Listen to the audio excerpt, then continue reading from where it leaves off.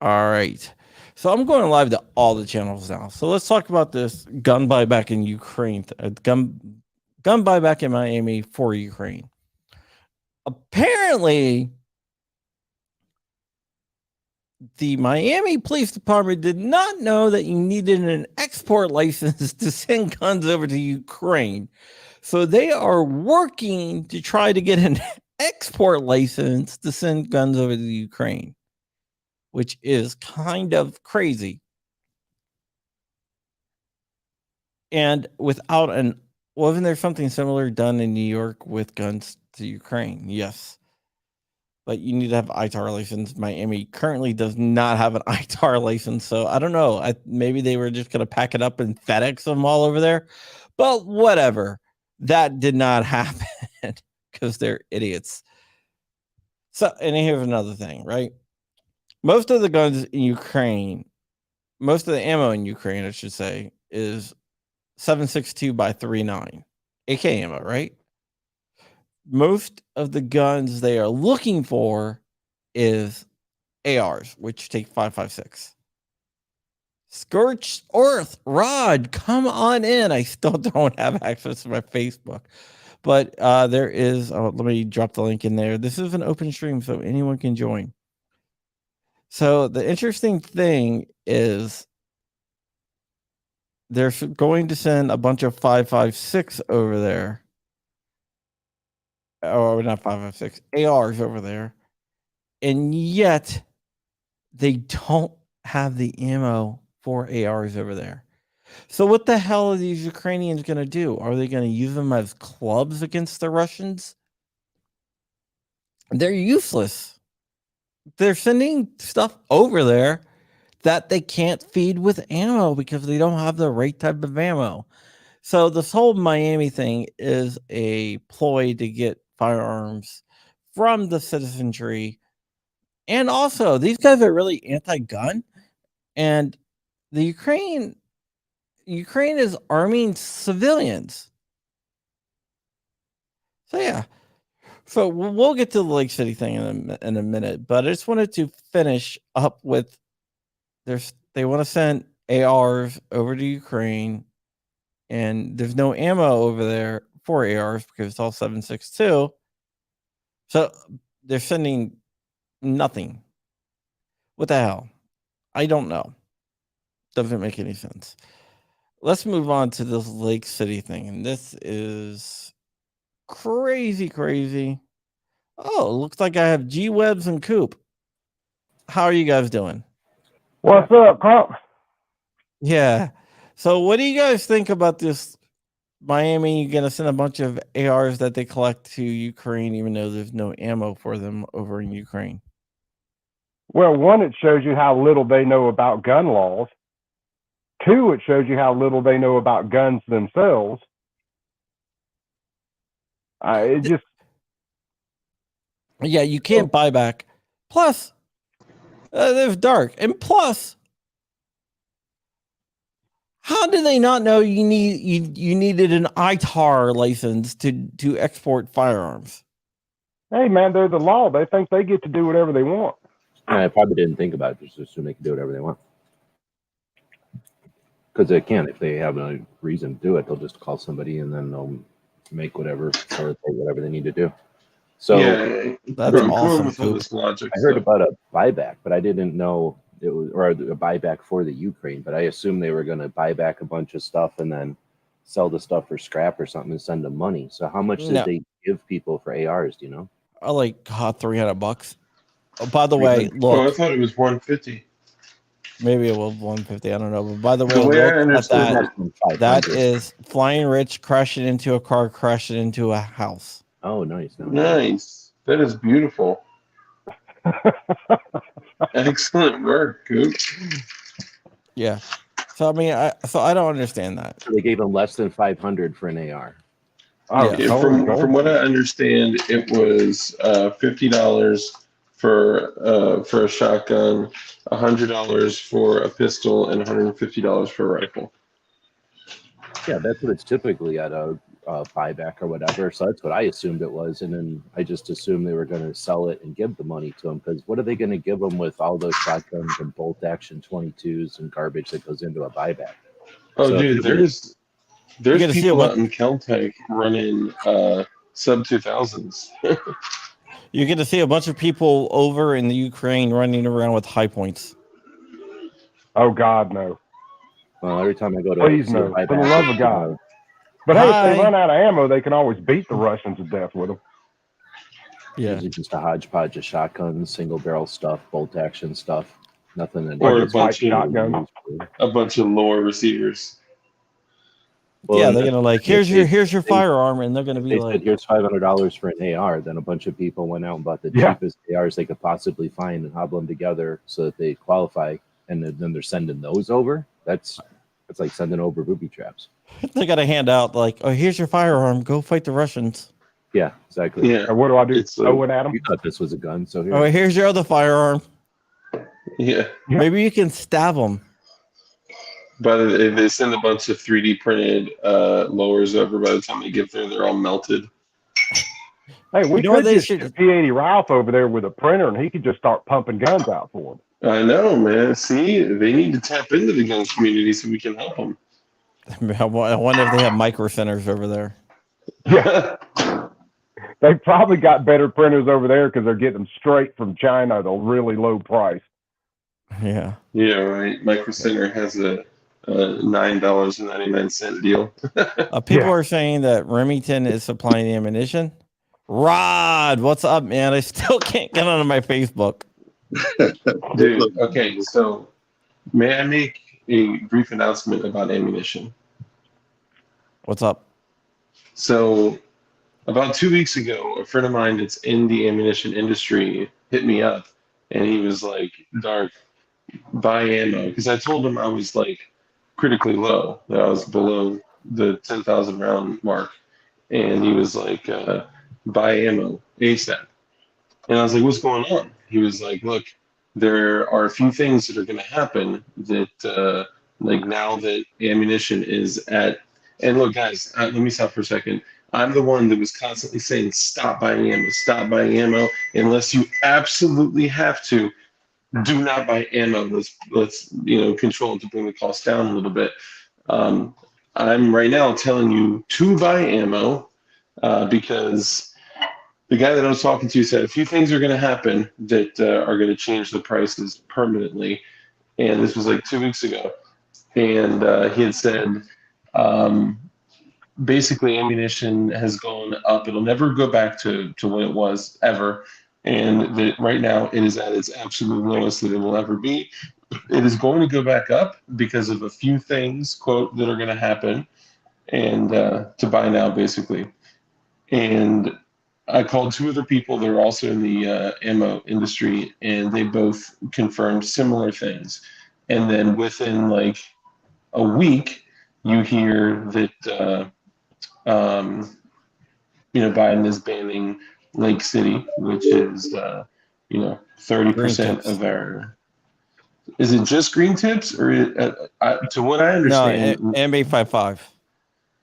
Okay, so from what I understood, the way it was explained to me was that the contract with Lake City says that they are allowed to sell any and all of their overrun for their government contracts. Well, they to only civilians. produce green tips for government contracts.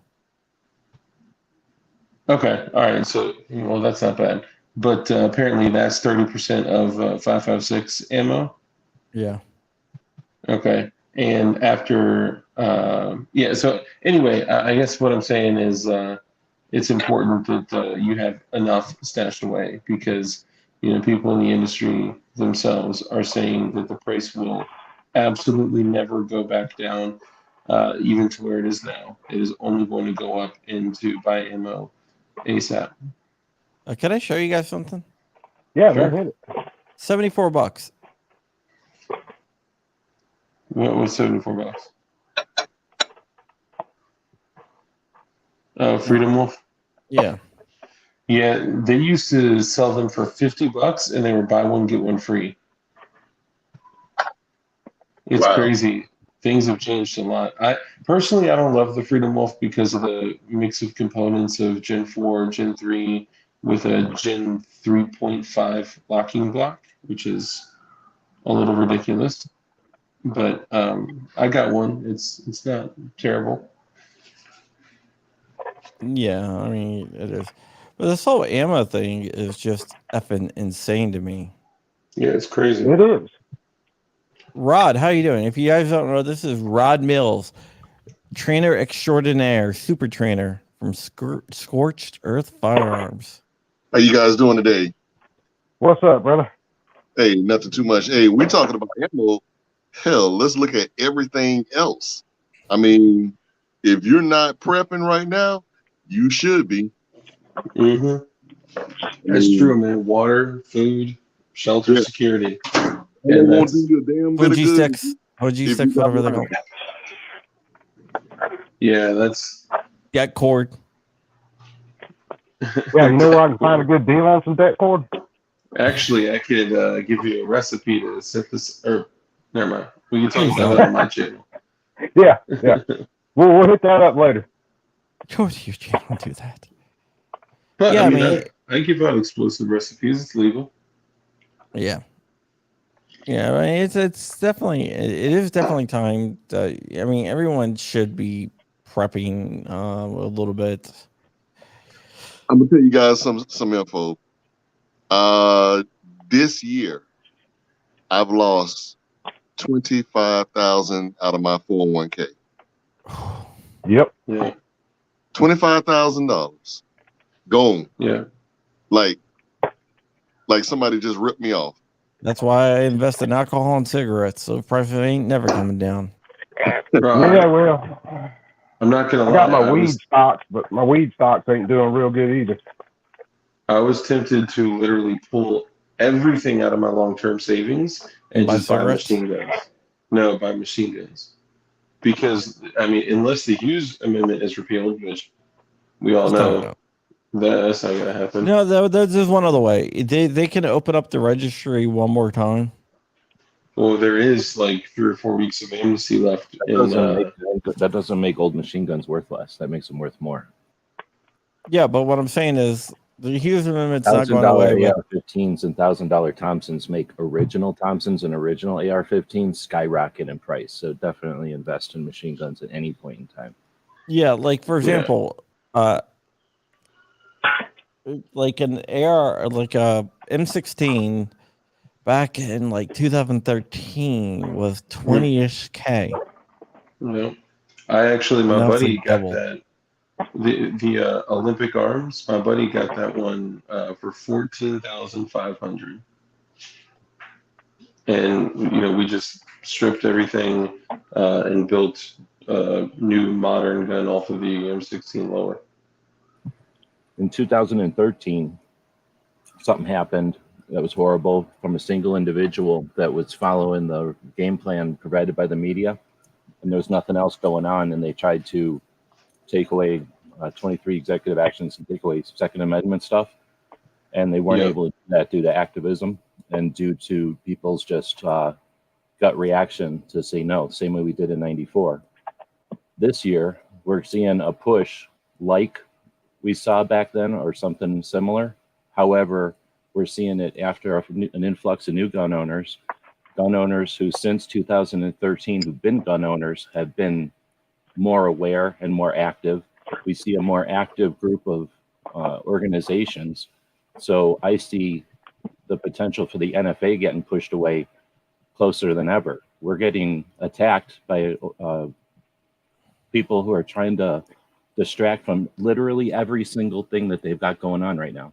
The border, the economy, health, the wars, every single thing they're doing, they're trying to distract from. As soon as the organizations figure out that instead of trying to pat themselves on the back and say, yeah, we're right, and we finished this last bit of attacks before the elections, we can push the other way. They have nothing to stand on. We've got precedents on short barrel rifles with pistol braces forever. We've got precedent on bump stocks. We got precedent on suppressors. We got 25 states with constitutional carry, for crying out loud. We've already had a massive momentum. We've got all the stuff in a row, everything we've ever had, better position than we've ever had to get rid of the NFA. And all it'll take is pushing on it because we've got more and more people that understand that it's a massive infringement, massive tyranny, like it says on the bottom of the screen. So I don't think that's out of the realm of possibility at all. In fact, I think it would be a shame if we don't take that, because we're dealing with the weakest opponents we've ever had and the most people on our side that we've ever had, the most ability to communicate that we've ever had before. I don't disagree that there's been a lot of forward movement, but if you had to look back over the last decade and say, who is winning, those controlling or freedom and liberty, I gotta say I would not say us right now. And the direction that we're headed in World War II and tell me who is going to win. Pick any date in World War I and tell me who is going to win. Pick any date in any conflict and tell me, just because they having some, and there's not even wins. That's what I'm saying. That's not even looking at long picture. What they've got is a couple of things that they stand on, which are old and dusty and are falling apart. They're not winning anyway. Well, you still got to look at it though, even though they may kind of like a boxing match, even though they might still be getting beat up in the ring a little bit, the ring announcer sitting over there is still saying they're winning. And the majority of people are paying attention to that, thinking, well, the majority of people are still paying attention to that, thinking machine guns are bad. Well, I have this gun, but this gun's only pump action shotgun, so we still need to ban these ARs. There's a whole lot of people that own guns who are not. The majority of people don't do anything except watch what happens. So I understand what you're saying, and I don't disagree. But that doesn't mean that when a minority who's active and able to get the word out in a good way, like memes are able to, and like organizations have been able to when necessary, and once they figure out that they've got the ability to do that as leadership, not when we are reacting and being challenged, but instead to be proactive. Yeah, you're right. We don't need to win everybody over. You know how we win everybody over? Look at all the states with constitutional carry. 25 people in Texas, when the 20-something state was saying we want constitutional carry, they're like, oh, there'll be blood in the streets, ignoring 20-something states that have had constitutional carry, like Arizona, since 2010. July 30th will be 12 years with constitutional carry in Arizona. So people will see the NFA disappear and go, oh, maybe machine guns weren't the problem. Man, I can't wait for the day when they do that. For sure. Talking about machine guns and stuff, I read about something today. Actually, I watched a video about it, not read about it. It was about the battle of, what is it, like it was 1989, and it was in Washington, where there was a group of Crips that were like causing trouble in a neighborhood. So this dude was like a ranger, and he moved in there. So he started pushing back against Crips, organizing neighborhood watches. The police weren't really doing anything. So he caused them so much trouble and put up video cameras and started videoing the car for like the drug dealings and stuff like that. So they threatened to come over and shoot up his house. So you know what he did? He called his ranger buddies, and they had a cookout and set up defensive positions. You talking about in Detroit? No, this is in Washington State. Yeah, I'm sorry. You know what? My bad. Seattle. Okay, yeah. Tacoma, I think. Tacoma, yeah. Yeah, I saw that video last week. It was crazy, hilarious. Yeah, so the Crips attacked this guy's house. Yeah. But he just happened to have 20 of his ranger buddies in there. Are fully armed. And nice. Just put it this way. The neighborhood's cleaned up, and he still lives there. Yep. Sure does. Nice. That's some Gran Torino stuff right there. Yeah. But he had a cookout and told them to bring their guns. And that's what it takes sometimes, right? Well, here's what you need, John. Here's what we need more of. Killdozers. White Space Marine brings up the Battle of Athens, but that was in Georgia. I think that was Tennessee. in Georgia. No, Tennessee. Or yeah, Tennessee. Yeah, it's Tennessee. We need more killdozers in the neighborhoods. Killdozers, yes. That's a magical word that will they'll likely not look at your stream highly for that, but that's a beautiful piece of work though. Yeah. But if you don't know, somebody brought up Athens. What happened? There was corrupt elections where the people in charge would just go collect up all the ballots, and the guys that are in power would always win because the police department, the sheriff's department was all corrupt. And so a bunch of soldiers that came back from World War II decided they were going to run against them. And they tried to do the same thing. And the citizenship grabbed their firearms, surrounded the police station, fought back until they got the ballots back. And there was a big firefight. And the interesting thing about that is the local sheriff's department called, and the governor's son picked up the phone. He's like, "You got to send the National Guard," and the governor's son hung up on him. So he's like, "I'll send a National Guard in there. You guys are on your own." Howdy, gentlemen. Hi, welcome to the stream. Thank you. My first time here. Yeah, I do this every once in a while just to talk to people that I don't usually get to talk to, and it's usually the same people that join. Well, hopefully I can fit in with you. Maybe not. We'll see. So what I've heard so far, I like. So I'm sure you will fit in perfectly. You'll fit right in. I'm in the state of Tennessee. So you know about Athens. Oh yeah. Athens. Interesting thing is, do you know what the guy's last name? The big boss guy of like all the corrupt guys. His last name was Crump. What does it mean? No relation. Well, imagine that. No relation. I would not have been on his side. Yeah. William Peebles says they raided the National Guard armory, and that's what they did.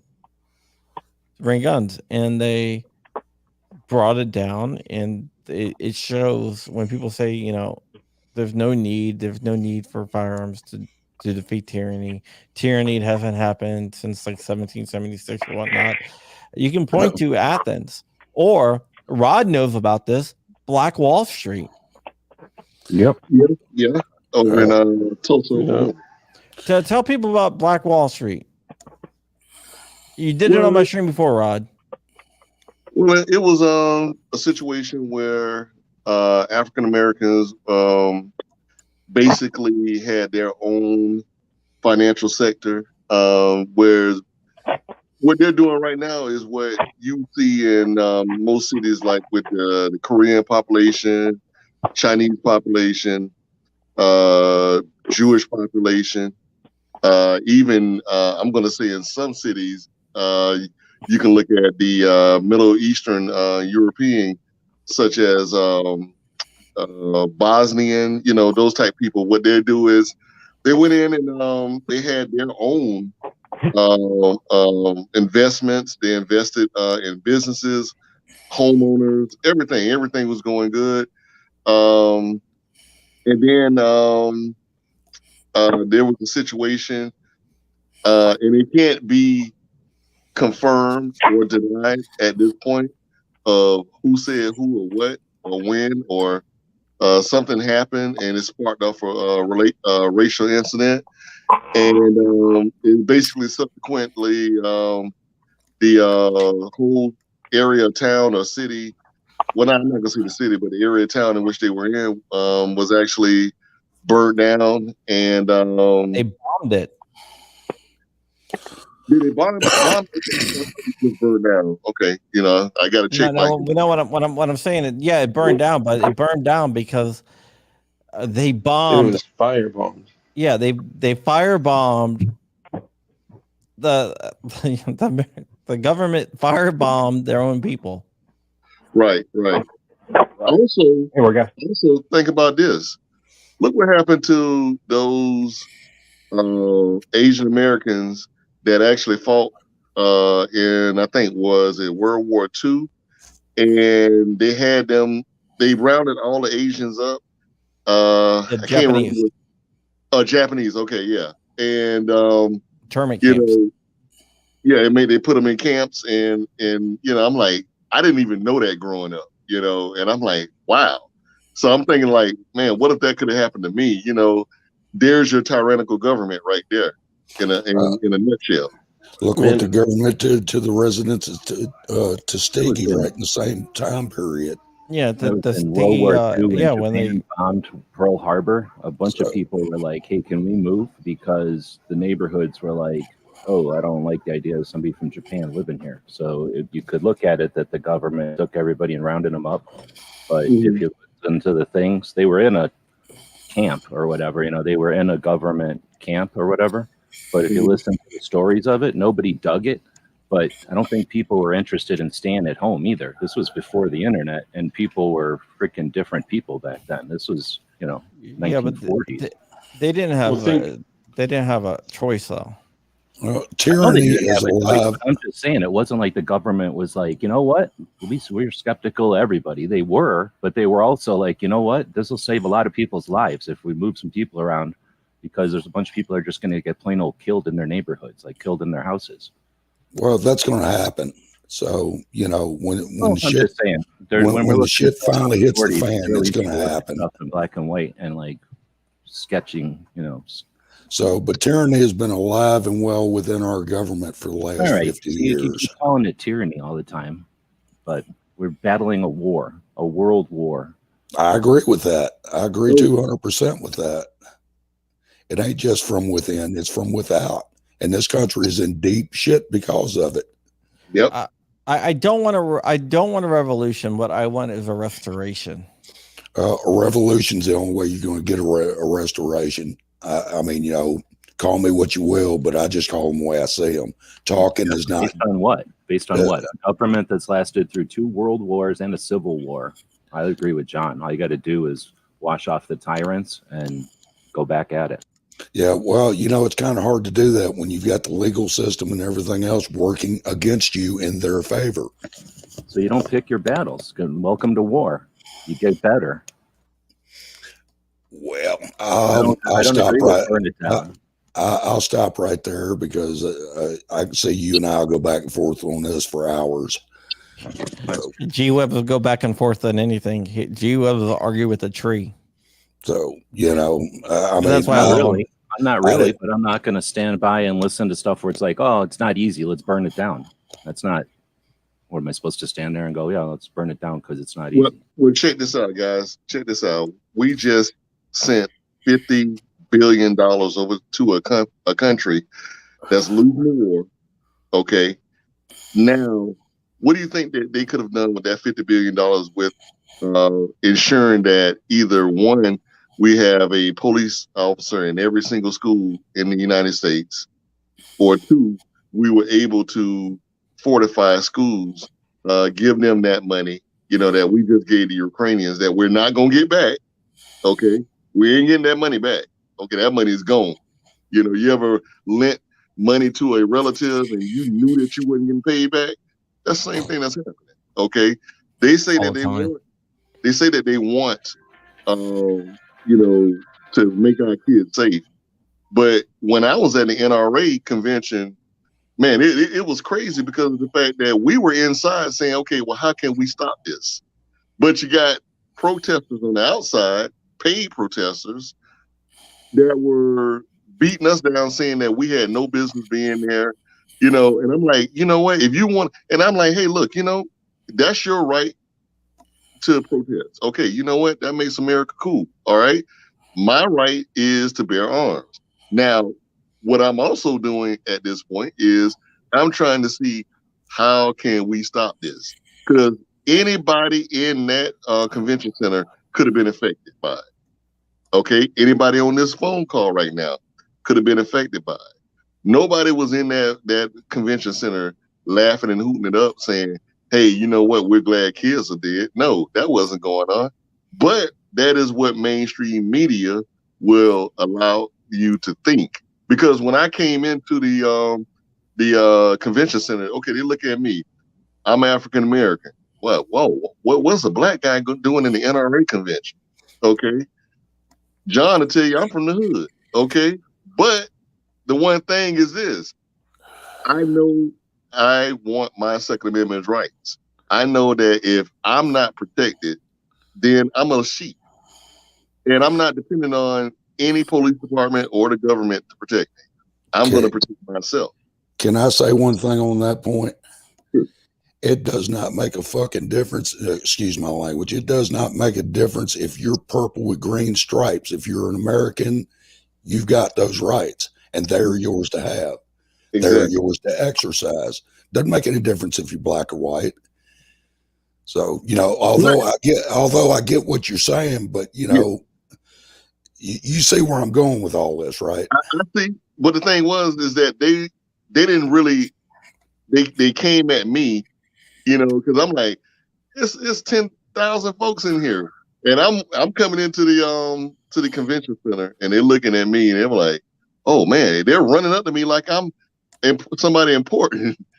You know, I may be important in my own mind, but hey, you know, and you know, but I can tell you this: the questions that they asked me, I can guarantee you I didn't answer them the way they wanted to. You know, I've been in the military. John will tell you, I'm prior NFL employee for 13 years. So I know how to conduct myself during the interview. And I know what questions that you're asking me and you're trying to bait and trying to see, okay, you're trying to get a particular answer. I'm not giving you that answer. I'm giving you the answer that I feel that is true. You know, we're all here because of our Second Amendment rights. We're here because guess what? We all love guns. All right. So, and when I went to the convention, you know, and I know the NRA has its issues. Hey, I'm not going to say that. I'm not going to say that they don't. Okay. But I went there to see the guys that are on the ground, the salespeople, you know, people trying to sell their product. I talked to them. But they came to me when I was coming in. They want to actually say, well, why are you here? And what do you think about the protesters across the street? I'm like, that's their right to do that. You know, I mean, I wouldn't be out there in the hot ass sun doing that. But hey, you know, they want to do that. They can do that. You know? But the main thing is that their logic is off, because I always tell anybody this. Okay, so let's say we do gun control. What if that doesn't happen? This is the question that nobody can ever answer. What if that doesn't work? What's your next move? Well, they want it to happen. No, it doesn't have to happen. You know, it can fail and it will fail. But what's your next move? And then what's your next move after that move? You know, that's what I want. Valid questions. And so the thing is that that's the question that nobody ever can answer that is anti-gun. They can't ever answer that question. So my thing is this. Say again. Well, if I said, of course they can't answer that question. Right. And they don't want to answer it because they don't know the answer. If you're talking to a typical person on the other side that's interested in gun control as an option, it's probably because they haven't looked into it at all. And if they're only dependent on what's fed to them, we can't expect the other side to educate them into our perspective on this or our position on this. So that's why I'm optimistic. I've been paying attention to this since my whole life, you know, to some extent. And then since 94, when we got the expiration of the assault weapons ban without any argument. So the assault weapons ban ended in 2004. Everybody just looks back at that black and white, just facts. But, you know, that happened without any argument. That's what they say. But really, that happened with a lot of struggle so that there wasn't any argument. So I've been in this for a while. And that argument since the 90s, when we started to get attacked as gun owners, persecuted and marginalized as gun owners, persecuted for our property, doesn't really matter the reason why, but we all know the reason why. An unarmed populace is easier to deal with, but it doesn't even matter. We've been dealing with the infringements and the issues since the middle of the 60s and into the 90s. And then it ended when we basically sent them all home. And they realized that we had enough, that you couldn't Sent beat them us all home. more.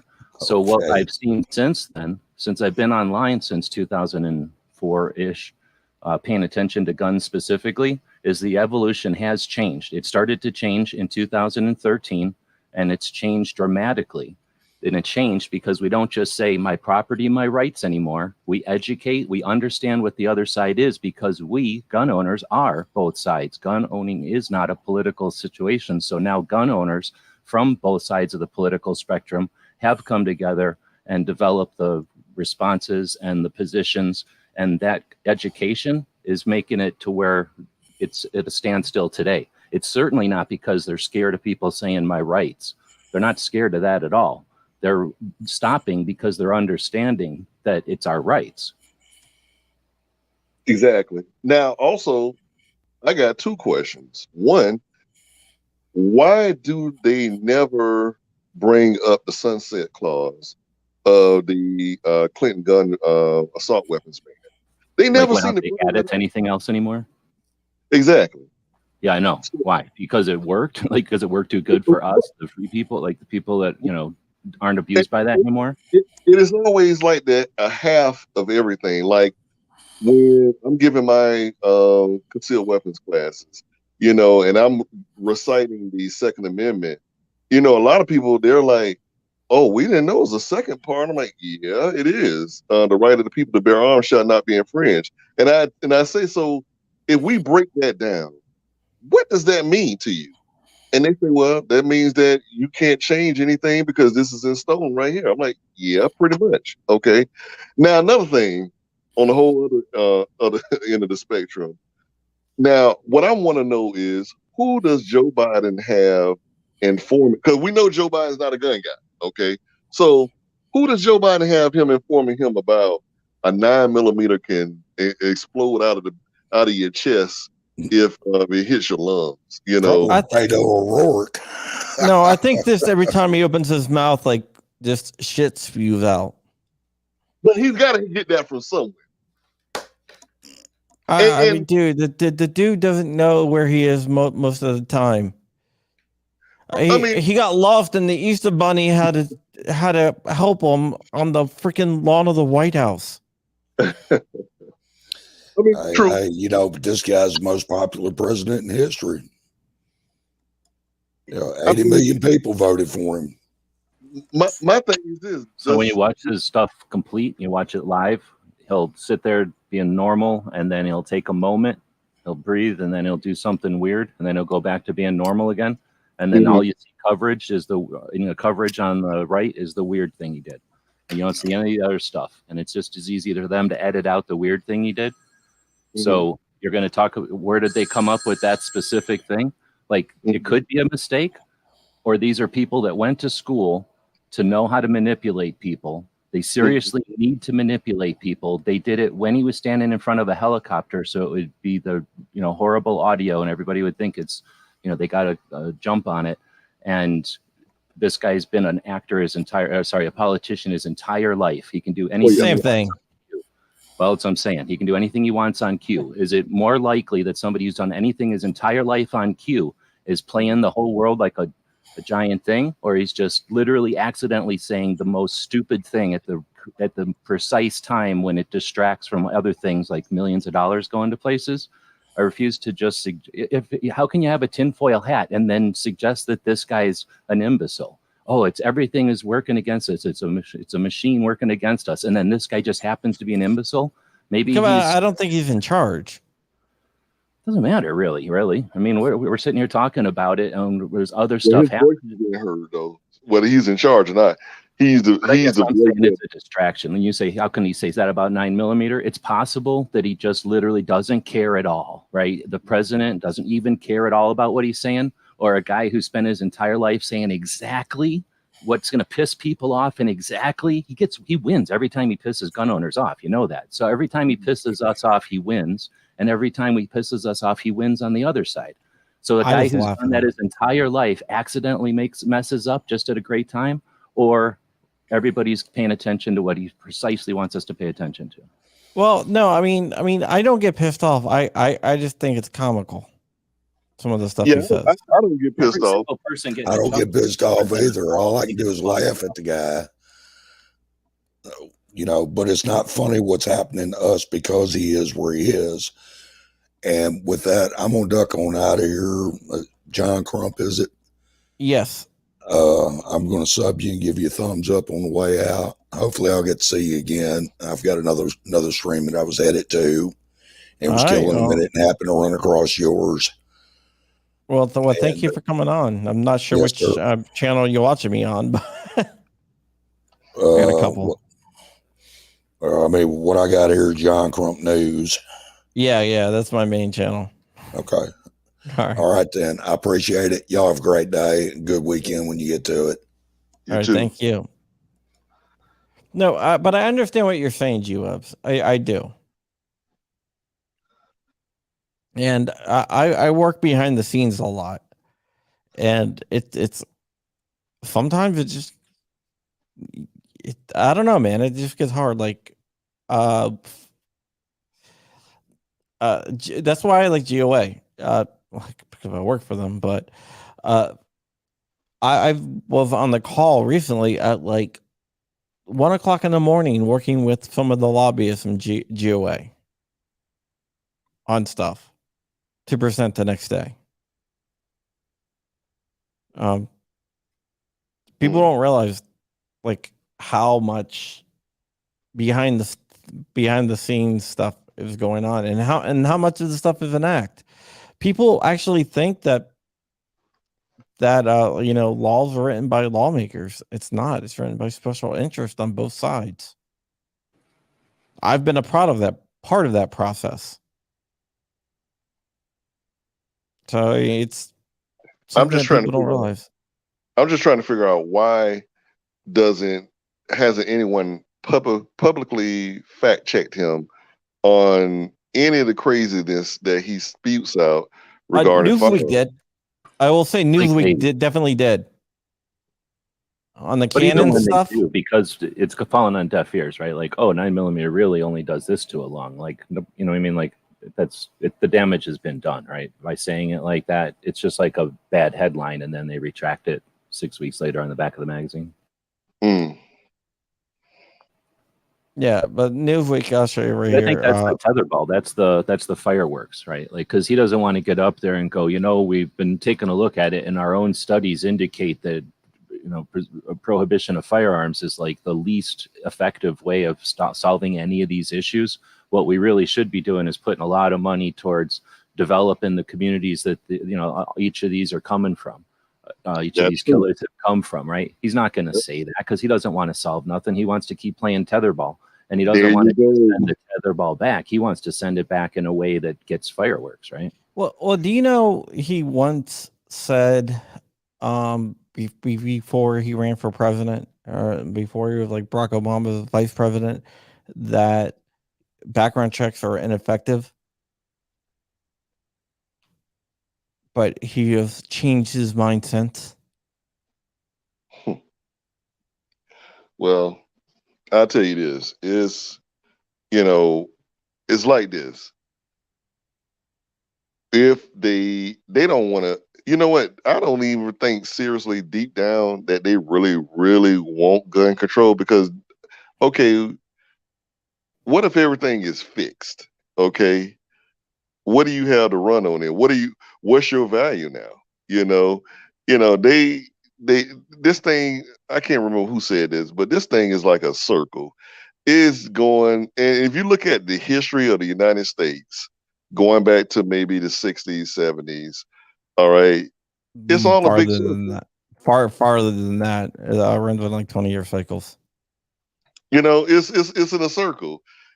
Just like, okay, the gun thing, that the bill that they're proposing right now. Okay, you know what? More than likely, they're saying now is gonna be shot dead. And I was laughing the other day when I was looking at AOC when they asked her, was she endorsing Joe Biden? She didn't answer.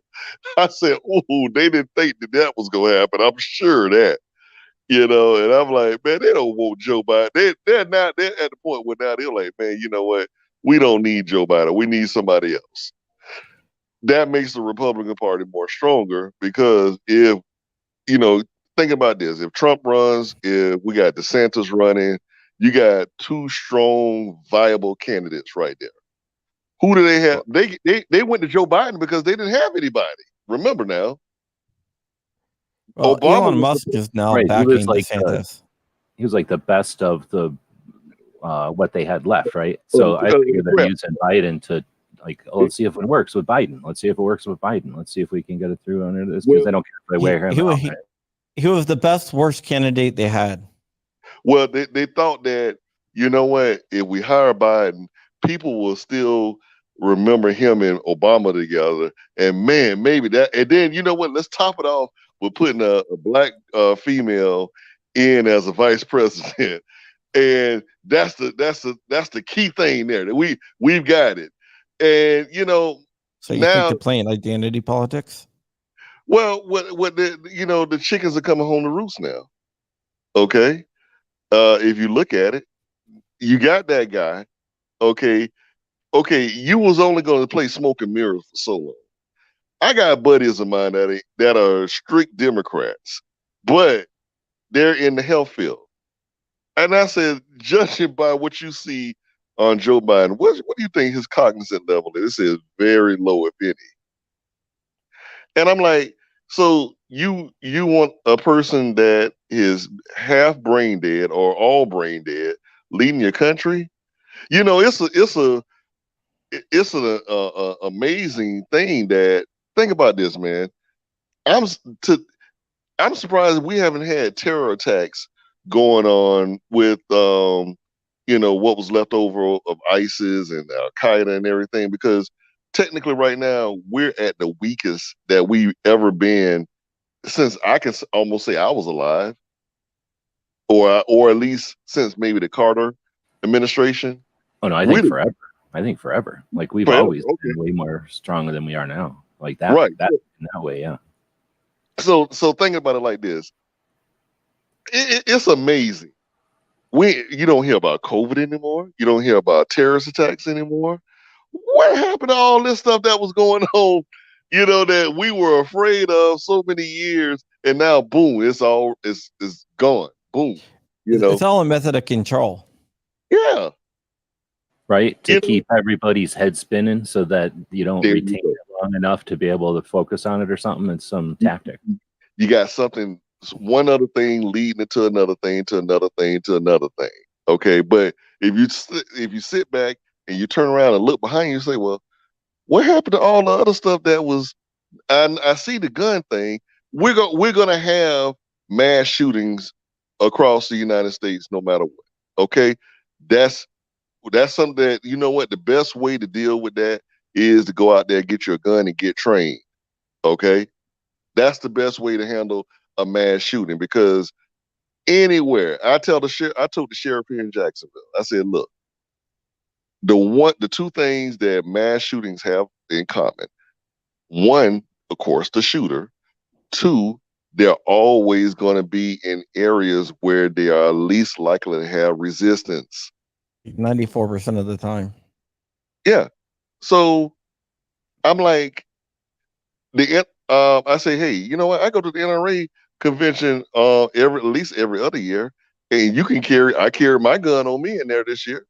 And I said, you never had a mass shooting in there. You want to know why?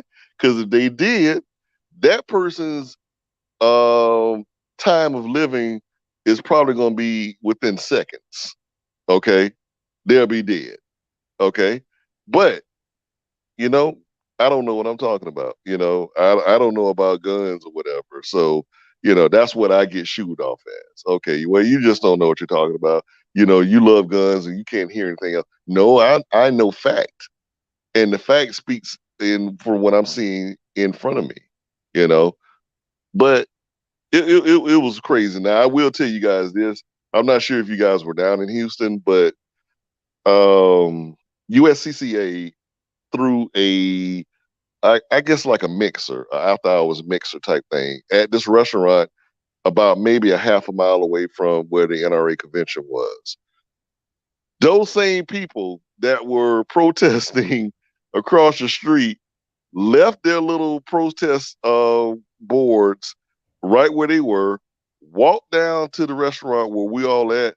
They didn't say not one word to us.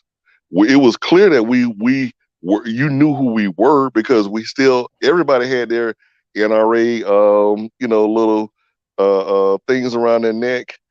And so it wasn't, and they had, some guys had, Second Amendment, blah, blah, blah, this and that. They didn't say not one thing to us when we were in there. Not one. And then they also didn't leave. So it shows how they're not really afraid. Well, I'm not saying that they were afraid, at this point, because, well, I'm just saying that they're saying that they're so worried about people with guns or whatever. It's not like they were so worried. Oh, yeah. Okay. Yeah. I see what you're saying now. Yeah, exactly. Y'all, you're not afraid of us when we're sitting in there, eating, listening to music, because they had a country band in there. We're all eating together. I mean, we're all mixed in with each other. James Yeager was there. I mean, everybody's kind of mixed in with the same folks that were out there protesting.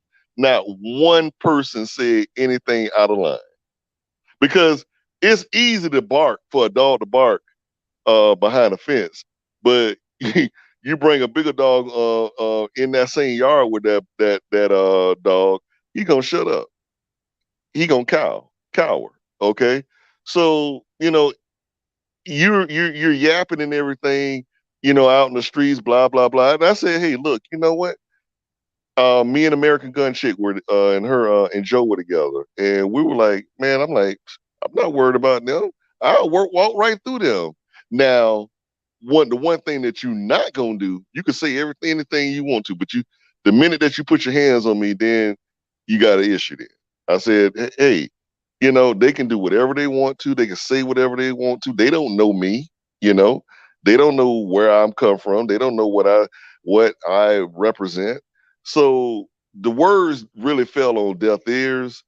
But the main thing is this: the way I looked at it is that they had every chance that they wanted to say something.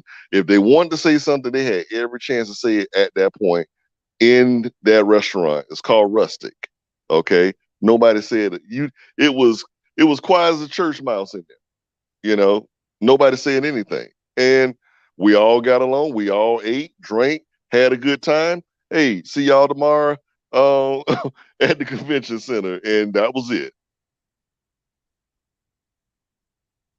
That was it. Yep.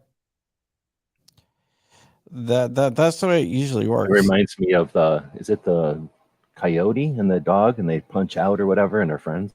Yes. The Warner Brothers cartoon. Yes, exactly. The hell are you talking about? John, there was this cartoon where the dog was guarding the sheep and the coyote was trying to get the sheep all the time, and then at the end of the day they would just punch out and go home. I have no idea. John, come on now. Crump, really? You don't know? That's Warner Brothers. The same coyote that used to chase the Road Runner. Yeah, the coyote. I couldn't remember. There's no Road Runner in it. It's just him and the dog, I guess. Exactly. What dog? And that same Wile E. Coyote was some big dog that watches these sheep. It's a separate thing than the Road Runner. Right, but I think it was the same coyote though. Yeah. I just don't. Yeah. I don't know. It never had a movie, I guess. I thought everybody had seen it. Yeah, I saw that. Because the dog was big as hell, but you could never see his eyes. Yeah, exactly. It's just like it's just like the Roadrunner, except in a different way, I guess. Right. Okay, well, I looked it up. I looked up on Google Images. It don't ring a bell though. No. Okay. Damn. It was Saturday morning stuff. I mean, we've probably seen it a zillion times. You guys keep continue talking to my wife. Yeah, so but I know there's a back and forth, and there's this tether ball. I call it like a tether ball because you got to have two players in it, and both sides are making money, and both sides want it to keep going, right? But I think, like I say, the reason I'm still optimistic, and I wouldn't be bothering, I wouldn't be paying attention to this stuff if it was a no win scenario. I would have quit, right? But like I said, when they came at us in 2013, I was in SHOT Show when that came down, and that happened during SHOT Show, and they brought these giant TV screens in, and everybody went quiet, and everybody watched it. The Obama's 23 executive actions, and then SHOT Show was like kind of different, right? And then the industry couldn't do nothing. It's not like anybody said, "Hey, let's solve this." It's just that it got solved, and it changed then because a bunch of organizations started up. I think what happened was we kind of resisted it, as the way I'd say it, by just not standing for it. Everybody contacted representatives. I can't say I know what did it, but I know that it happened, right? I mean, it wasn't one thing that did it. But the result of that, I think, was there was about a year of everybody kind of looking stunned at each other. And then everyone realizing that the big organizations were just like, okay. And then kind of everybody went back at it. And that's when you see all these different organizations start up in 2015 and all over the place, starting up to focus on individuals or areas of interest or regions or everything, like all these organizations. And it was because of the internet, and people had knew that they didn't need to wait around anymore for an organization to adapt to them, that they would just do their own. And I think the 2013 kind of whiplash for all the gun owners created the potential for that. And that's why I could say what we're seeing as a result now, because that was 2015. This is 7 years later. They've all had a chance to create, let's say, curriculum or kind of get their positions down. And they've had small battles, right? We've had things like the bump stock ban and the frustration with the Hearing Protection Act and the national reciprocity all kind of ended. You know, we've seen some fits and starts at people getting together, but this is the first time we've had something that basically offended so many gun owners all at the same time. And basically by just saying, by buying a gun, you've offended us. Like by buying a gun, you've become one of them. And for a bunch of gun owners, they're already, they weren't one of us or them. They were just people that bought a gun. And now they're being told for the first time, us or them. So there's a little bit of the like figuring it out, but it's not being met with, yeah, you have to either be us or them. Because what they're when they look around, they're going to find all this nuanced position and all these different places they can find to get more informed. And when all these individuals think of, I don't agree with it, but these millions of new gun owners that happened in the last few years, I'm still skeptical about that or not. But these new gun owners, if they do exist, and they just got told by a whole bunch of people, their friends really, that because they bought guns, there's something wrong with them. Well, they're going to have conversations. They're not jumping to the binary, like us, them, you know what I mean? They're friends with each other. So they're going to have conversations and they're going to thrash things out. And how often do you hear about a gun owner going, you know what, I hate guns? Unless there's like a traumatic situation that they don't address, their own mentally, then, you know what I'm saying? Like a reaction to a trauma. No one really sits down and looks at it and does the math and figure out like, no, tyranny's better, really. It's better to only the police should have guns. Like nobody ever comes up with that conclusion. So what I'm really thinking is this is a big distraction from all kinds of other things, oil and the economy and the healthcare and the border and drugs and oh my goodness, everything. So this is going to move just like everything else. They're going to see that they're not gaining, they're not getting enough attention. It didn't distract enough. They're going to keep moving. Something else will happen before too long.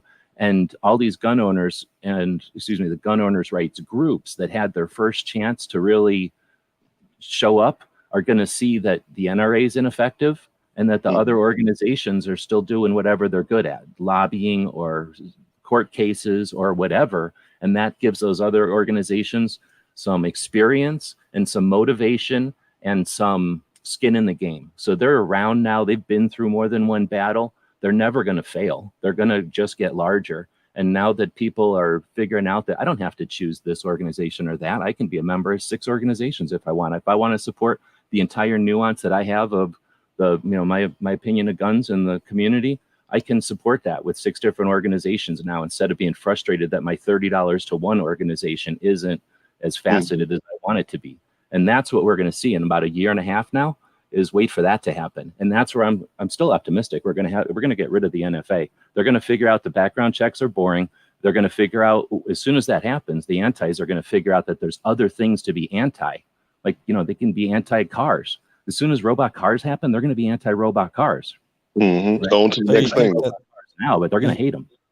You think that they're anti just because they need to be anti something? Yes. It doesn't Yes. matter what it is. Because it's either makes them money or they're just There you belligerent. go. No, say, let's just say keep it what it is. It makes money. Right. Think They about say this. they're willing to make money making Yeah. people mad at each other, right? I don't know if they Yeah. necessarily care, but they're willing to make money that way. Think about this. The NRA will never be dissolved. You want to know why? Because they are still a viable entity to raise money. Okay. So guess who's gonna ensure that the NRA is still out there? The politicians. Okay. They're gonna make, because without the NRA, it's like, okay, well, man, we're missing a chunk of that money, that those campaign funds that we need, those kickbacks, we're missing a lot of that. So you got to understand that, there's a reason why the cure for cancer hasn't been brought out, but we can cure the world's most deadly virus in what? How many months was it? 6 months? They came out with a vaccine. Out of nowhere. With COVID, and I'm like, how the hell you come out with a vaccine that damn fast? But you can't cure the cold, okay? You can't cure the flu, but you got a vaccine for COVID, which now we know wasn't worth the price of the wrapper that it was wrapped in, But it's money. The local, the average guy Americans are the pawns. The big wigs, they go back and forth. Okay, think about it like this: gun manufacturers. Do you think it's bad business for gun manufacturers if everything is going fine? It was bad business for them when Trump was in office. They're making money. I hear that, but I don't agree with it. I mean, I've heard that argument before, and it has applied in the past, but I don't agree with it now, because we've got so many of these new gun owners and so many new people in the sports shooting. They dig it when people are into sports shooting and couples go out on date nights at the range and kids are. But not saying that that's all of the money. And I was just saying hey, you know what? That's on top of everything that they would have gotten anyway. But now with these new gun owners, I'm very skeptical about them, because keep in mind, what made these new gunners become new gunners? They didn't just become new gun owners because, hey, you know what? They looked and said, man, you know what? I would love to learn the art of shoot. That isn't it. I care so much about my rights and your rights also. Exactly. So they came in because there were world events going on, and the majority of them were scared. Also, think about it like this. When you got mass shootings, guess what? Guess who profits out for that? Me. Because guess what? Then my schedule becomes ultra full with people trying to learn to get their concealed weapons license and learning and doing the instruction part. And I ask them, why did you come now? Oh, well, because this thing happened. I don't think that those new gun owners are here to stay. I believe that they're just here temporarily at some point, and they don't help the gun industry. Remember that too. They're not here to help the gun industry, even though they made those very few of those, maybe 5 to 10%, I would say. But the majority of them, of the new gun owners, only came over because there was something that happened and they felt that they were scared. Okay, I got guns in my safe. What I'm scared, I'm not scared, but whatever happens in America, guess what? I'm buying new guns, but not because I'm afraid of what's going on in the world, but I'm an avid gun lover. Okay, you got to have it in your heart, to just be out there and just to go purchase guns, when nothing is going wrong. A lot of people, those new people, thought that, hey, you know what, something's going on or wrong with America or the world, and I need to protect myself. Okay, well, what happens when everything is cool and the economy is good, and what happens then? Do you still go out there and train? No, they're not going to go out there and train. I do. Well, I agree with you 100%, except that some of them will. So we're going to get some Of them will.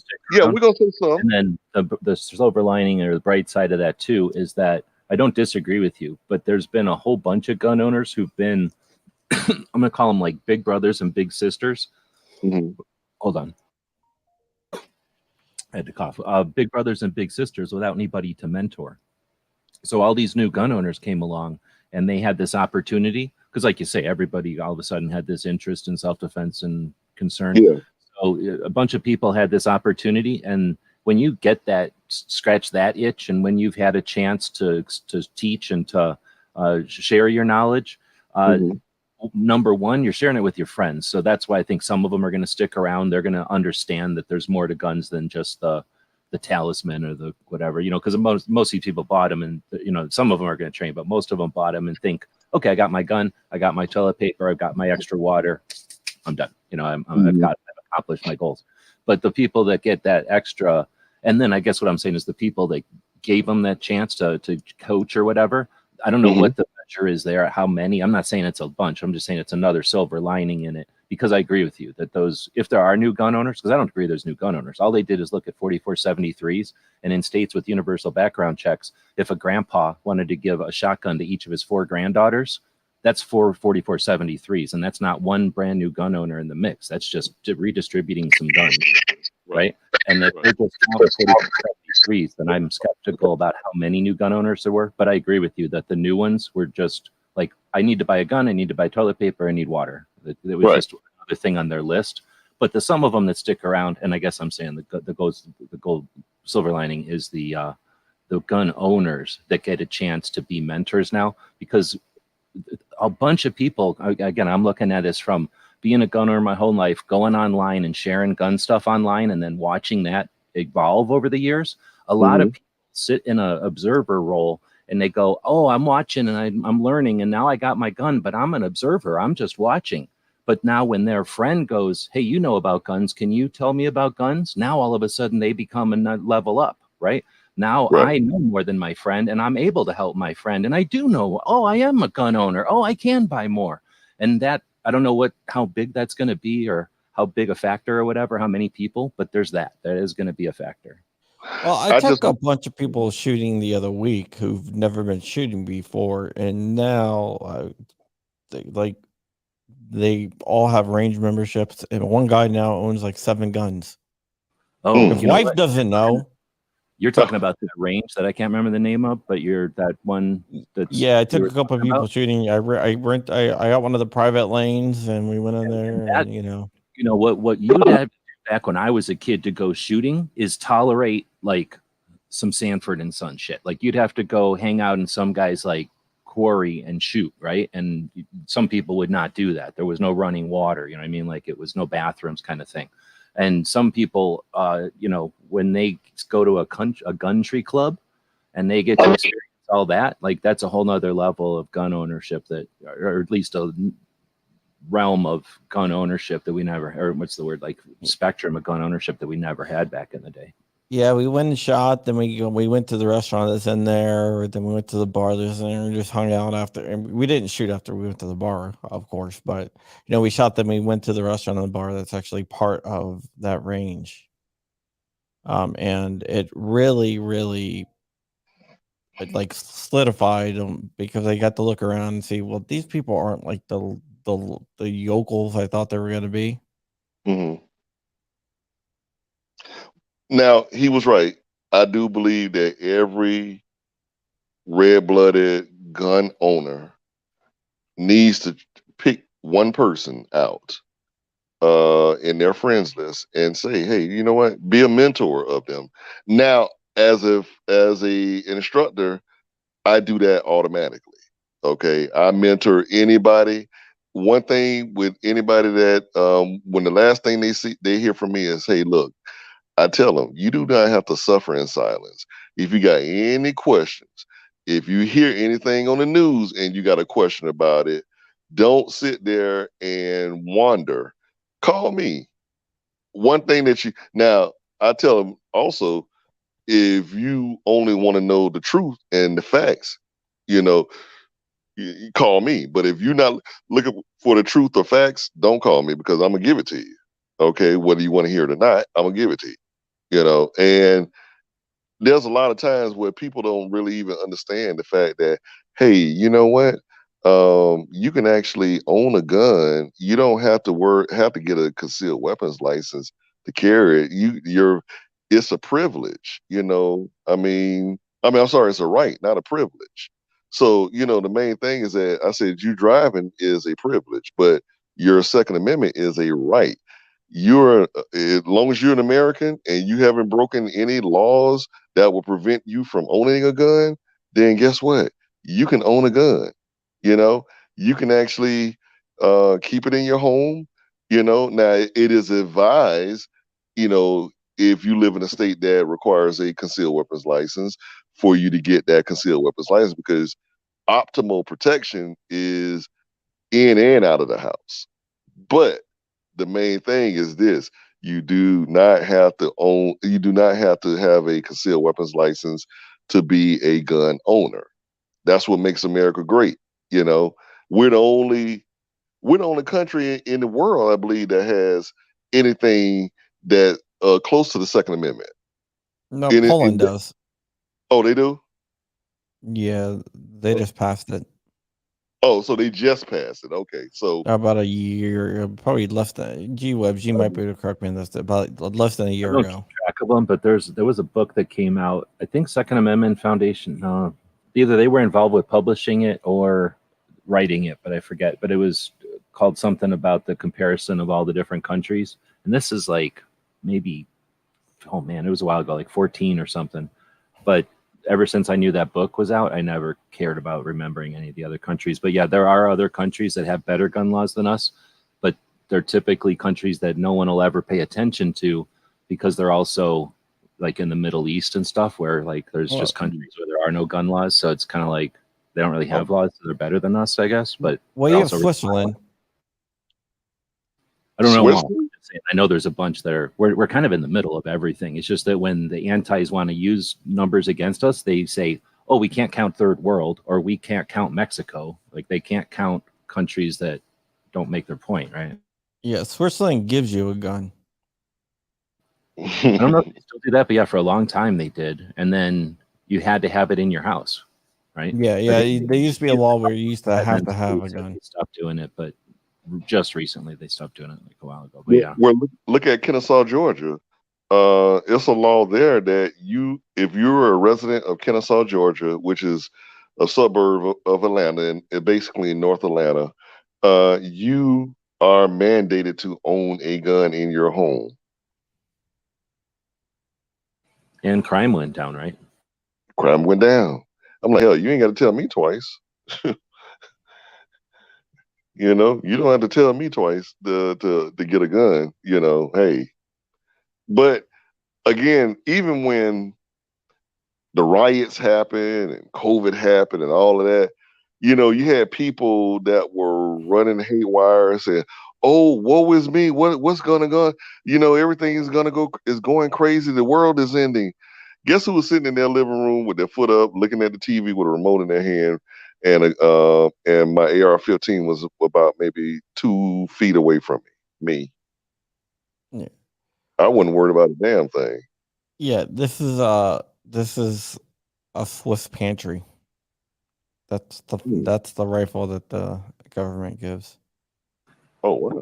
I think we had a guy on a live chat one time who was from Switzerland, and it was something like his grandpa still had his World War II gun, and then his dad had his gun from like, you know, let's say the Cold War era, and then he had his gun, and then so they had all three in the house, or he had all three because his grandpa didn't want it or something. But yeah, for that, when they did that, like until you were 45 or something, you were expected to go grab your rifle, right? Yeah, they gave you a ammunition allowance, so they gave you so many rounds of ammunition a year and your rifle. Imagine America being what happened when the Ukrainians were giving out those AK-47s, trying to teach people how to shoot. I'm like, man, this is gonna be a freaking slaughter. That's like the NFL playing in the Florida School of Deaf and Blind. I'm like, this isn't gonna work. This is gonna be a shit show. Excuse my French, but I'm like, and I'm looking at the people, and I'm like, oh Lord. I said, man, if I had to instruct those folks, man, I would just give up and just walk away, because I'm like trying to get those people, that many people ready for a war. A war, you get first and foremost, war, having a gun is just a small part. You got to have the mentality. You know, you have to have that in your head that, hey, you know what? I am going to kill somebody because they're trying to kill me. A lot of people don't have that. Well, people don't have it because they got to go over there and stand in line and then say all that and do it. But when it comes to them and it's, you know, grandma and their grandchildren behind her, you give her a gun and she's killing people. You know what I mean? Like when it's in her doorstep. So it's a little different when they're, Well, I don't know. But, you know, what I meant was not saying that the heart isn't there, okay? But yeah, okay, she's not going to just know how to work an AK and then know what to do when it fails or her finger gets stuck in it or something. Yeah, right. You know, okay, you got Finger grandma gets doing stuck in it. a professional Russian everybody soldier. knows how to work an AK when it works good, but get your finger stuck in it. Like literally, get your pinkies jammed in there and see how well you work an AK. I've never got my pinkies jammed in an AK. No, you haven't. And that's what I'm saying. You don't get to just stand there normally. Yeah, how do you work a malfunction? Tell grandma to do that, you know, and tell grandma to low crawl and you know all of that sort of, or dig a damn trench or a foxhole. That ain't happening, you know. So I'm like, yeah, this is going. I'm like, okay, how long is Russia giving these folks till they just going? And we see now, okay, the war is pretty much coming to an end. Russia's the winner. We already knew Russia was going to win. Okay, as long as no other countries were willing to go ahead and put boots on the ground, Ukraine's going to get their butt whooped. Okay, all right. Hey, you know what? Shit happens. Okay, but also, you know, I would never ever. I tell my friends, I'm like, hey, look, how many of you all would be willing to go out there if somebody threw you a M16 in your hand or an M4 or whatever, and you go out there and fight? First and foremost, would you even have the ability to do so? You know, your fitness level, is it there? Okay. Your mental capacity, is it there? You know, I train people every week on handgun. And guess what? When I'm training them, I put them through stress exercise. And guess what? They all fail. They all fail because they're not used to dealing with the type of stress. You know, it's easy to go out to a shooting range and shoot paper, okay, on a nice sunny day in Florida, the wind's blowing, everything is cool, okay? It's different when it's at nighttime. You got bullets coming past your ear, okay? Um, your breathing level is up. You're breathing like maybe you're 160, 70, 180 breaths a minute, you know, beat rate a minute, beats per minute. You know, Wearing like 100 pounds worth of shit that's got you all bent over and you can never sit down. Right. On top of something all the time. You know, it's not gonna happen. And I tell people, I'm like, look, I just taught you, and anybody that's trained under me, they will tell you this. I always end the training saying, hey, I just taught you just enough to be dangerous. Okay. You are not John Wick. Do not go out there thinking you're John Wick. You need practice and more practice. Okay. Well, what happens if your student's Keanu Reeves? Well, you know, if he's Keanu Reeves, then that's a whole different thing there. I doubt he would be. I doubt he would be taking my beginning pistol class. You know? But you know, I also look at other instructors and I'm like, man, you know, like when you're a beginning pistol instructor, you got to deal with a whole bunch of shit that normal instructors don't have to deal with. Like, okay, how much ammo you got? Do you even have a damn holster? You know, do you have a competent enough weapon that might not jam up? You know, you got to deal with all that kind of crap. You know, you got to deal with people not knowing how to line up the sights, and they don't know their muzzle discipline or trigger finger discipline. You know, you got to teach all that kind of stuff. Hell, I wish I had a damn class where everybody knew that and all we were doing is drills. You know. I like the Black Hawk Serpa holster myself. I mean, if they bring something like that, I'm happy that they did that. You know, versus the beginning pistol owner or handgun owner. They ain't went through the rigmarole of, okay, you know what? Should I get a Safari Land? They'd never even heard of Safari Land before. You know, they never heard of Kydex holsters. The only thing that they know is get a gun, pull the trigger, and shoot. That's the only thing that they've. You got to teach them all of that in a reasonable amount of time, okay? Because you got to keep their mind interested in the class, okay? And trust me, I wish I was, Reed Hendricks or James Jaeger or Scott Jeslinski, where everybody in my class has, upteen hundreds of rounds. They got the best equipment to wear. They got tactical belts and all. Man, if my life would be so much easier.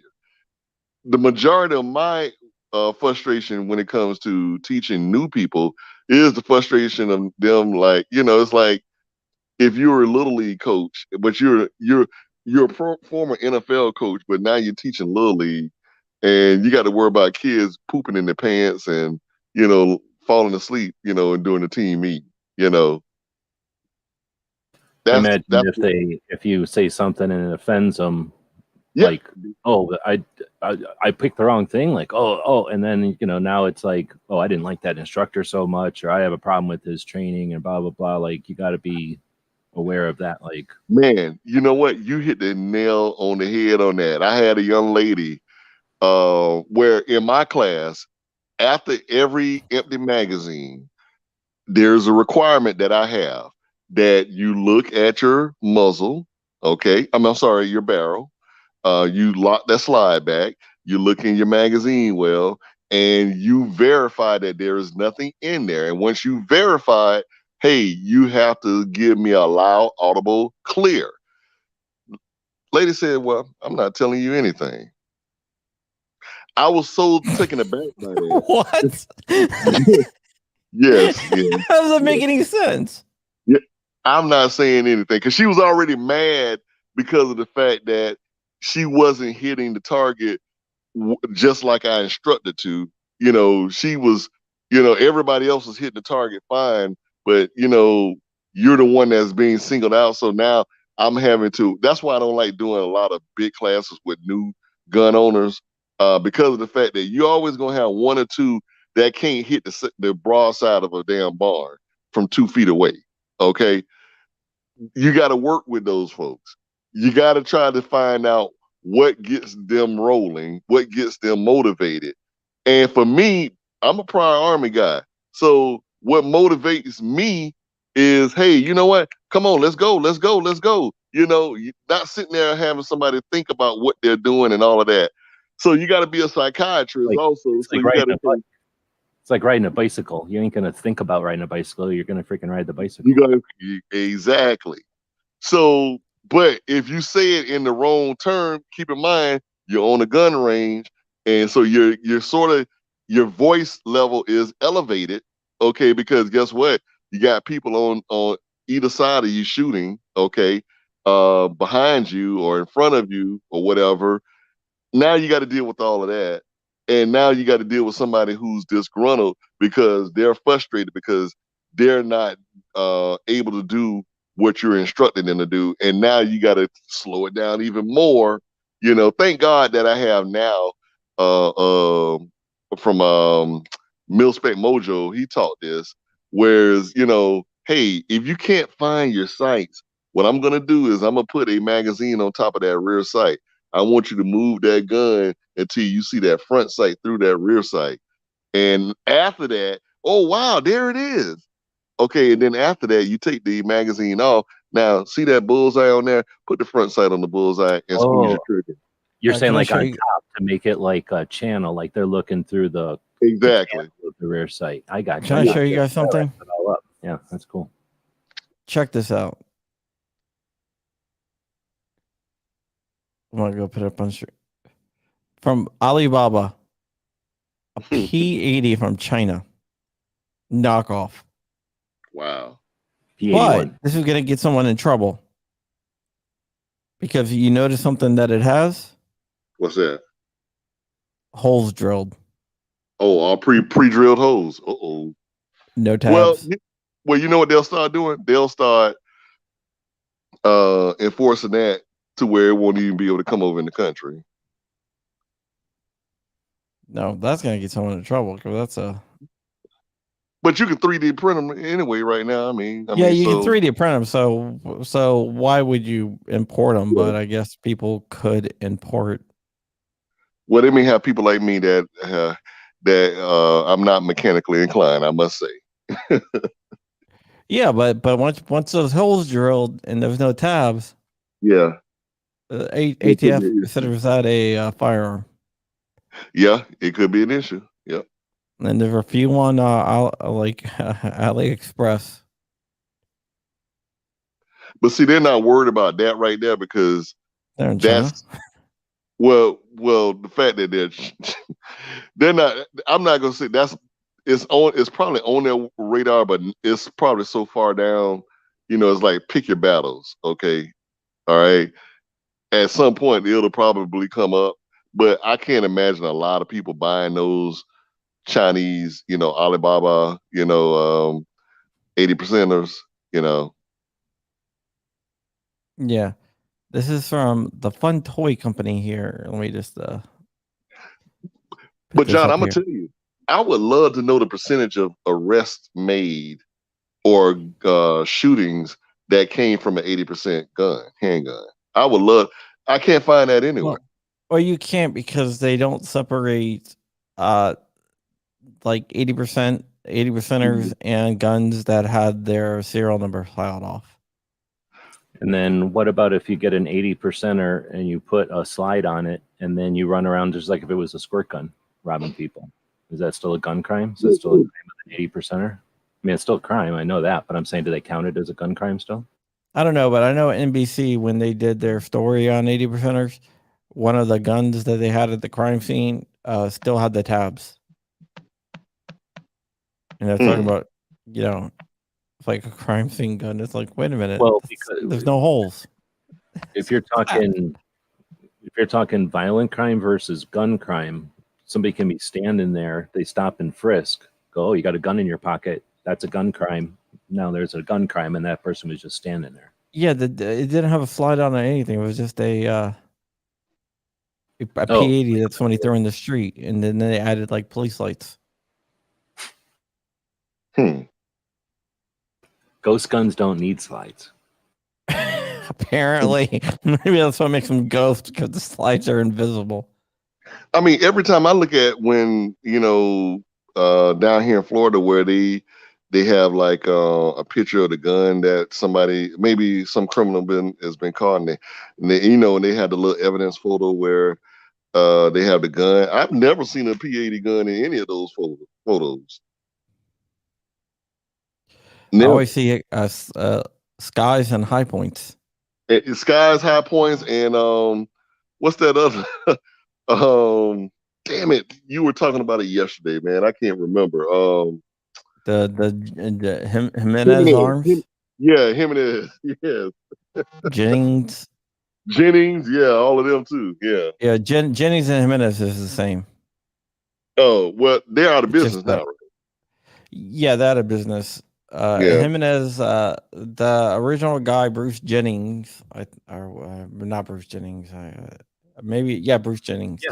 Yeah, he was busted for child porn. Oh wow! So the company sold to a guy named Jimenez. When he sold Jennings, he was accused of something else. I'll put it in the side chat here. And then he was going to lose his FFL. Then years later, so basically George Jennings is the George son Jennings. of Bruce Jennings is the son of George Jennings, who was Raven, right? So Bruce Jennings makes the Raven in 22 and then has this issue, loses his FFL. That's when it turns into Brico. Jennings becomes a distributor of Brico. Brico is his son's name, and his wife takes over control of the company and renames Jennings into Brico. And then Brico gets sued for millions of dollars because a babysitter took out a loaded gun out of a drawer and played with it and then shot the kid he was supposed to be babysitting. That kid is paralyzed. The parents sued. Well, the kid sued the Brico out of business. Then it became Jimenez, and then Jimenez became JA. Yeah, and now they're shut down. They got But the you know- FFL revoked. For a while. Speaking of guns and child porn, I saw the guy from what was it? Red.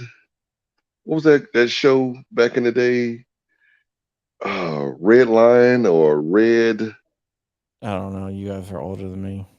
Yeah, the one from New Orleans. Yeah. What, come on, Trump. I mean, not Trump. Trump. That was just maybe what, 15 years ago. I don't know. The owner got put in prison. Oh, Red Jacket. Oh, Tons of Red Guns. Jacket. Oh my God, that was so screwed up. Yeah, but I saw the guy, the blonde hair guy, the one that used to always have all the cool projects for the guns. He was at NRA. Yeah. Of course, Flynn or whatever. Yeah, of course not the owner. He's in prison for life, I believe. Yeah, but, he ain't getting out. He has no possibility of parole. yeah. But yeah, man, I sat and talked to that guy. I can't remember his name, but Brickell introduced me to him, and we sat and talked for a little bit. But yeah, it was that was my favorite show though. Yeah, A.G. Webbs. Yes, you're right. That was his first charge. Was beating his wife. I'll say it right now. He got charged with domestic violence. The later charge was way after he was not involved with the company anymore, and I just happened to know that because whenever I was collecting is when all that stuff came to light, like years later. And he's a total then in 2013, horrible human being. In 2013, he got caught with child porn. He was distributing it. Damn. That means he was probably making money off of it. Who knows? What do you guys got? Then it got sold to Paul Jimenez. Okay. So the company got sued because it was his wife at the time, or his ex-wife owned it. The company gets sued, and then the factory manager was Paul Jimenez. So it kind of stayed in the factory. Basically, it's the same people working there. It's just the different owners now. Then Paul Jimenez got sued by a bunch of other people, and then they dissolved the company and started up JA Firearms, and then recently their FFL got revoked. Right. Yeah, I tried to, because I did all that research and figured all that out, and I was like, the people aren't good people, right? Then there's another one from Lorson. That guy's an a-hole. Like, he was an a-hole in a different way. He wasn't a horrible person, but he was a criminal. He was an a-hole that way. And then there was another guy on the other side from the daughter's side who just was a scoundrel, I guess you'd say, because he kind of took somebody's ideas and copied it. So there was a couple of backstabbings and just horrible people involved there, but it was an interesting story. And since the gun itself had nothing to do with anything, it was just a design of a gun, right? It had been owned by Jimenez at the time, and that's when I tried to contact them and say, hey, I'm really interested in this and blah, blah, blah. But they were like, no, we don't have nothing to do with you. And then I was like, okay, well, whatever. I don't care. And then they basically hooked up with some other idiot, and that guy might have helped them sell guns, but he didn't help them from going out of business or nothing. He just watched. Kioski comes through. Joe was the guy you're thinking of, Rod. Oh, Joe. Yeah. Okay. Yeah. Thanks for in the chat. Yeah. Yeah, my chat, they're pretty smart people out there. They know their gun history. Yeah. Yeah, that Ackless, I didn't know what it was saying, but I know he was dressed as one of the Boogaloo Boys. He had a Hawaiian shirt on, and I think he had some shorts on and sandals. Yeah, I think Oculus, they make don't they still make that like the 1022 kit? Could be wrong. Not sure. The ZK22. Let me look it up here. Yes, I know they do. That was They one do. of the firearm shows that I ever. Man, I would always look at that show. Yeah, Now that you said ZK22 that, here. it made me think that those shows had to be pre 2012, right? Because wasn't it the end of 2012 when the Mayan calendar was supposed to end? And all Yeah. those shows were on cable before then. Because in 2012, all those shows, they said, nobody wants to watch those kind of shows anymore. So they took all those shows off TV. Yeah. Hmm. just know because of What people were all stopped all kind of those frozen. shows was Sandy Hook. Nah, I don't in know about 2000. that because basically, well, I mean, to some extent, but at that time, that's when FPS Russia was in the game side, and right into the end of 2012, they talked all the YouTubers into joining networks. So the video game networks came over to grab all the gun people and turn them into stuff. So that's when everybody made a ton of money, dude. So I think if they, I don't know, the networks would have been, well, they must have been successful. Some of them must Yeah. have been successful at that time. Yeah, no, but I'm talking about the TV shows.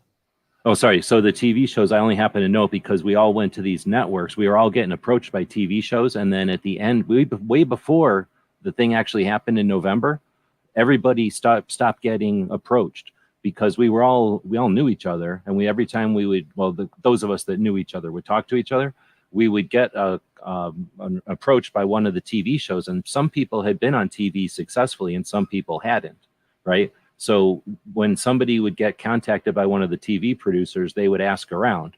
And then it basically by October of that year, everyone quit getting asked. And when it came up in the conversations, somebody who was still involved with one of the shows, they said that their person told them that because the calendar was going to end, that they figured nobody would want to watch these shows anymore. And that's why they made the decision to quit pursuing us. But then all that crap happened. But I think that unless they're crazy, and I don't know the speed or whatever the TV works at, but like I say, the game networks came over and made YouTube channels huge after Sandy Hook. Not as, basically because of all that attention. It happened to, to align with shortages of ARs and stuff too. But people made $1 million, means millions of dollars right in that area. So I would think behind the stations would have done something. I was working behind the scenes on a TV show that was going to be on Discovery Channel on a different thing. And right when it was Vegas. That's what I'm thinking of. When Vegas happened. In 18. 18, yeah. They put everything, it went into hiatus. We just never came out of hiatus. Yeah, that part's frustrating. That's when those things, when it's like people go, oh, these things happen on cue. It's hard to say, no, they don't when they happen on cue and they squash a bunch of stuff right at the right time. Yeah, so I mean, it was put on hiatus. But I'm going to go hang out with my kids, guys. We've been on for like 2 hours. Oh, wow. Funny how time flies when you're having fun, right? Yeah. I'm so glad I could get you on the regular show, Rod. Oh yeah, just let me know ahead of time, man. Yeah, I'll have Rich reach out to you. He does all the booking. You talking about Flying Rich? Yeah, he's the producer of the show. He produces the show. Oh, okay. He books everything, gets everything set up. I just show up. You just show up, okay. He just tells me, go this way, and I go. So he's your Lola and you're Hank Strange. Basically on John Crump Live. If you watch it on John Crump News, John Crump Live before we do that show. Yes, he is my Lola. I was gonna say your Easter bunny.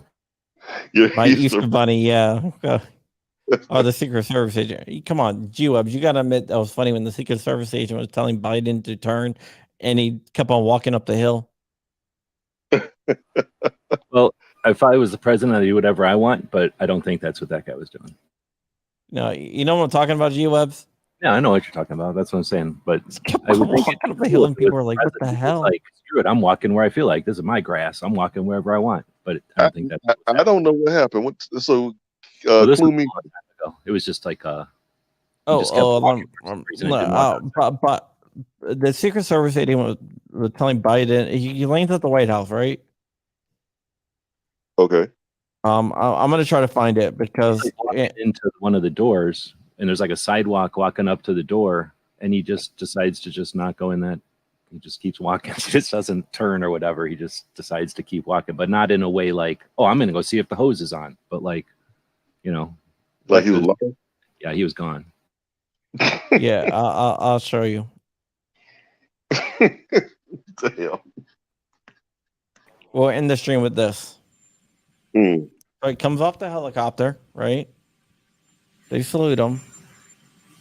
Oh, this is the one where the guy's hat falls off and he runs and grabs his hat for him. Oh, wait, no, he's never done that. No.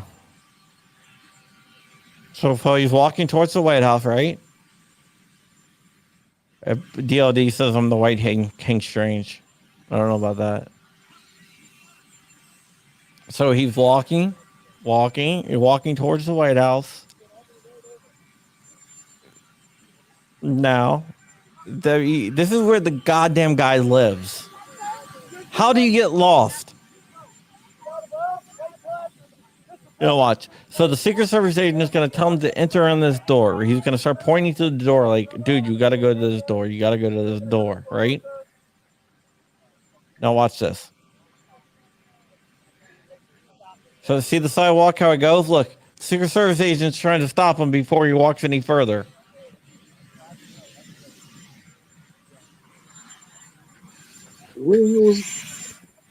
Watch.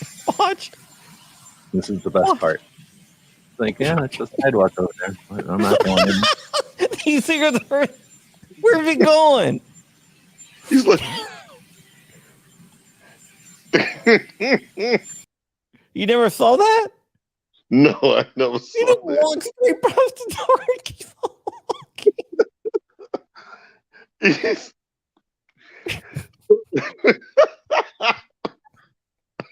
I shouldn't laugh. I might be like that one day. I closed down the link. To search up Biden gets lost to White House. You'll find. And that's not the first time he's been lost at the White House. You did see when he was talking and he was trying to shake the hand with the ghost or something like that, right?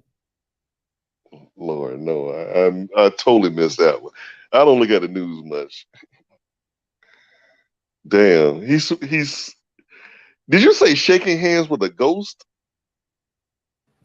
He's just sort of gets turned around or whatever while he's shaking hands in a big line, and all of a sudden he's just shaking. No, Nothing. this is not. This is not this. Watch.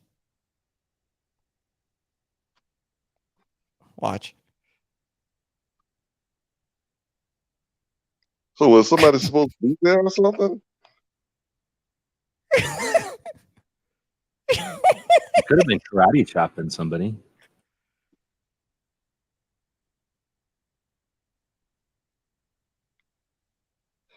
So basically, he was he got lost. Wow. And one thing, and the next thing he was trying to shake hands, and there's no one there, and he gets really, really confused. Damn.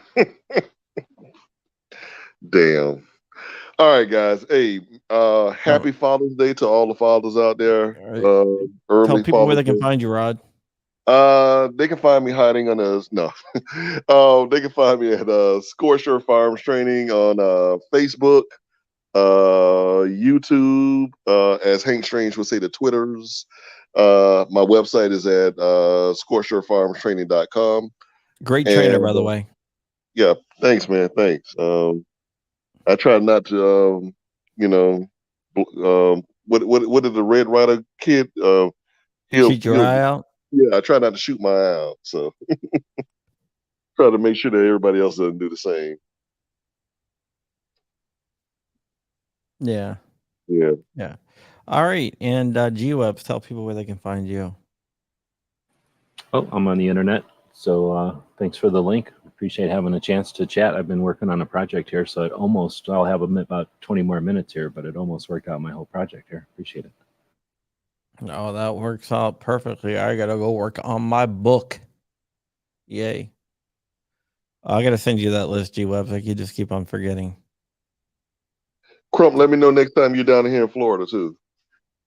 Yeah, I'll be down there sometime in 2029.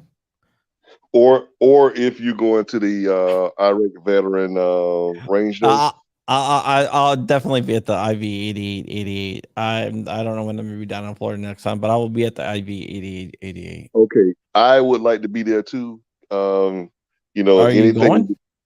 Yeah, I would go. You know, my daughter lives up there too, so you know. Yeah. You need an invite? Is that what you're saying?